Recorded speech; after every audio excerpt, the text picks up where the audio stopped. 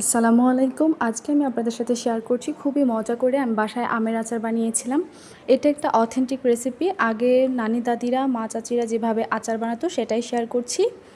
আচারটা তৈরি করার জন্য এখানে নিয়ে নিয়েছি প্রায় 2 কেজি আম। এভাবে করে কেটে নিতে হবে। তারপর পানি ঝরিয়ে এর মধ্যে লবণ, হলুদ আর 1 টেবিল চামচ পরিমাণ সরিষা বাটা দিয়ে এটাকে মাখিয়ে রোদে দিয়ে দিলাম। এখানে 5 ফোড়ন, জিরা আর কিছু শুকনা মরিচ নিয়েছি। এগুলোকে খুব ভালোভাবে টেলে নিতে হবে। একটা জিনিস খেয়াল রাখতে হবে, এগুলো যেন পুড়ে না যায়, পুড়ে গেলে কিন্তু তিতা হয়ে যাবে। তারপর এখানে কিছু মশলা নিয়ে নিলাম, শুকনো মরিচ, কিছু আস্ত 5 ফোড়ন, তেজপাতা, দারচিনি, এলাচ সব কিছু একসাথে ভেজে নিব।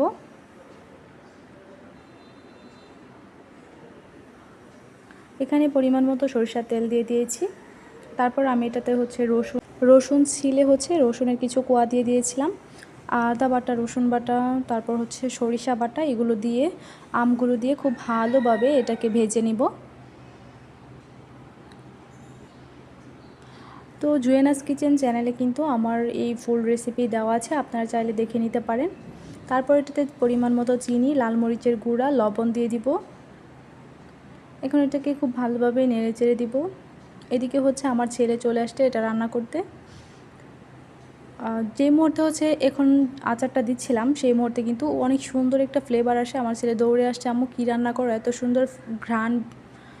তো 5 ফোড়নের কিন্তু অনেক সুন্দর একটা ঘ্রাণ বের হয় একদম পুরো বাসা এবং আশেপাশে কিন্তু সব জায়গায় 5 ফোড়নের ঘ্রাণ চলে গিয়েছিল। সবাই কিন্তু বুঝতে পারে যে কোনো বাসায় আচার দেওয়া হচ্ছে।